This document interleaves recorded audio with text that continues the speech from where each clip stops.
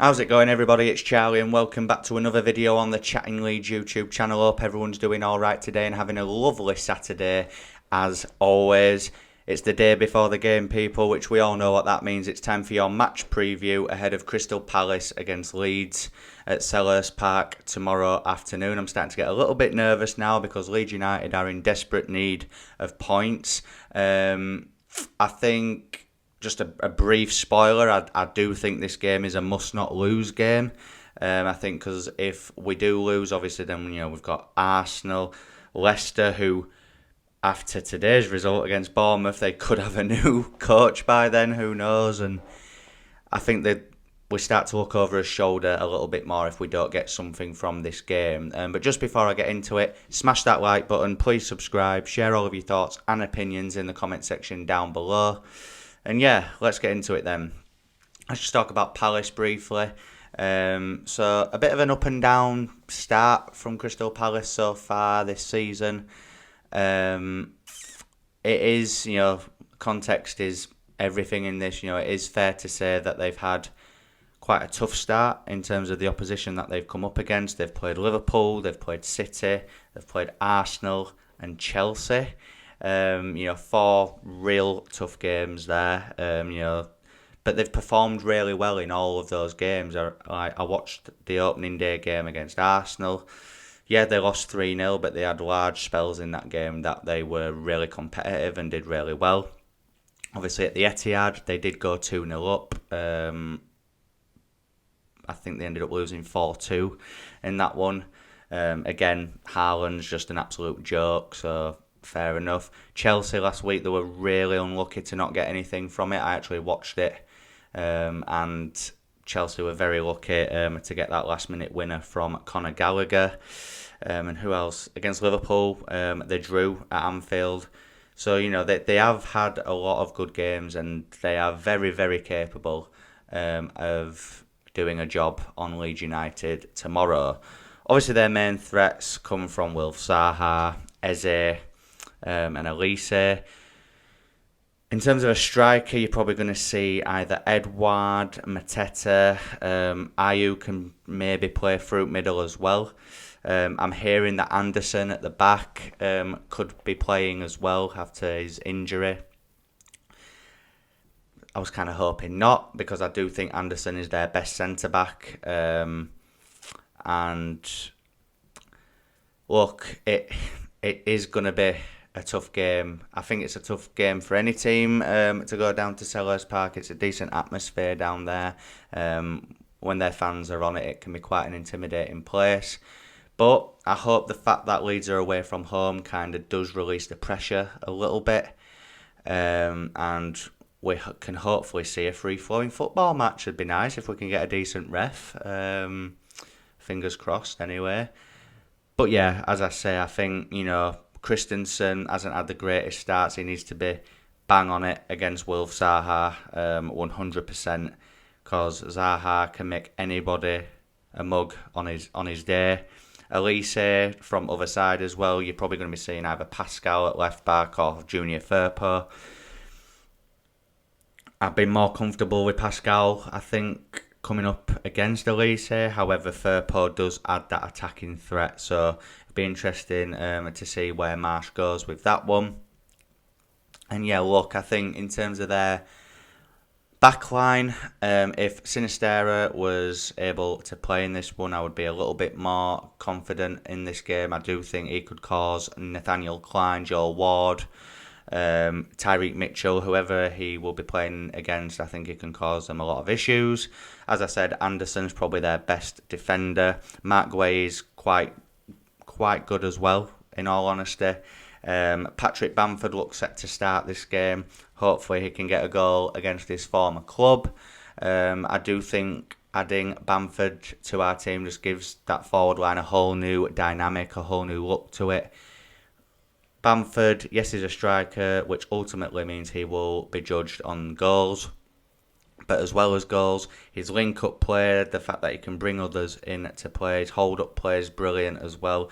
And having that focal point up top will hopefully enable Leeds United to move up the pitch in a better way than what we've seen without Bamford there, because as much as Rodrigo has started the season off good with 4 goals, I just think Patrick Bamford offers you something completely different as a number 9. I think Rodrigo will probably operate in that 10 role with Aronson moving out to the right, which worked very well for the first 3 games of this season. We got a victory against Wolves with it. Probably should have beat Southampton with that forward line as well, but we were pegged back to 2-2, and then obviously that amazing game against Chelsea at Ellen Road where every player was brilliant. That is how we started up, and I do think Aronson will probably do a bit better, maybe operating from that right hand side. He can pick up other areas of the pitch, find other spaces, because I do think that teams are trying to nullify him in that 10 role. I think a lot of Leeds fans expected him to really excel in that role, but hasn't quite got going for him in that role yet. I do think eventually he will come into it, but I think in this game, especially with Cini being out, I think Harrison will move back over to his natural left side, Aronson on the right, Rodrigo in the 10, and Pat Bamford up front. I think Mark Rocker and Tyler Adams will be able to control the midfield if they're both on it as well, which I thoroughly expect them to be. And yeah, in terms of the game in general, I think it'll be a free-flowing game if the referee isn't a plonker. I think it'll be end-to-end. I think Palace will just want to sit back and invite pressure. I think they'll be wanting to put pressure on Leeds. But weirdly, I do think Leeds United play better when the other team attack us and when they try and press us. So hopefully that kind of plays into our hands, because I expect Palace to be on the front foot from the get-go. They'll be looking to get the ball played into Zaha and Elise out on the wings, because Leeds play a little bit narrower than what Palace do. So I think they'll be wanting to play it as wide as possible to try and exploit Leeds United, because I do think that's where Leeds are vulnerable, especially on the counter-attack. So hopefully, fingers crossed, that Christensen starts to buck up his ideas. Did think he had an okay game against Aston Villa. Wasn't in any major trouble, but I think Villa couldn't even finish the dinner last week. If they'd have been able to, I think they'd have done us quite comfortably. There was areas where they were getting forward and our back four did look shaky. I'll admit it did, and anyone that doesn't say that must have been watching something different to me. But yeah, I think Zaha, Elise, Edouard, Mateta, Ayew, whoever it is through middle, Eze in that like centre attacking midfield role, 8, whatever you want to call it, role. I just think they have the capability to hurt us, but I do think it will be a competitive game. I think both teams will probably finish in a similar place in the league this season, so it'll be a good test to see where Leeds United are properly at, because I do think since Chelsea there's not been that cutting edge in the final third for Leeds, so it'll be good to see us get some goals. But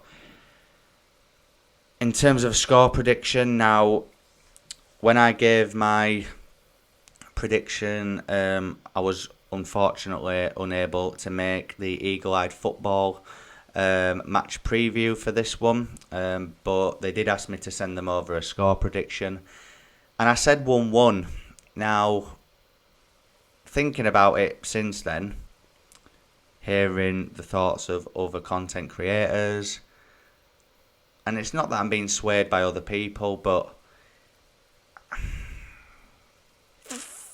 I'm going to stick my neck out on the line and say 2-1 Leeds United in this.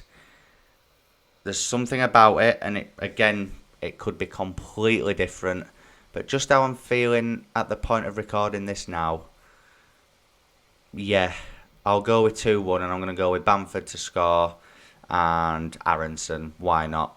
I do think Palace, I think you've always got to prepare for the other team to score in a Leeds United game, just due to our defensive vulnerabilities. I think the only clean sheet we've kept so far this season is weirdly against Chelsea. And Aston Villa, last week, but that felt like we were fighting for that one. But the Chelsea clean sheet was proper and it was good. And don't get me wrong, I think the only positive about that Villa game was the fact that Leeds kept a clean sheet, because if we'd have lost the game, it'd have just been so disheartening, because the ref made that game awful. Which I hope tomorrow's game, whatever the outcome is, I just hope we actually see a football match, a proper football match where the ref is firm but fair, and we just have a nice free-flowing game of football. That'd be nice. So thank you very much. So that brings us to the end of this match preview ahead of the Palace game tomorrow afternoon. If you've enjoyed it, please smash that like button. Please subscribe if you're new to the channel, and share all of your thoughts and opinions in the comment section down below. And I'll see you in my match review after the game tomorrow, guys. See you later.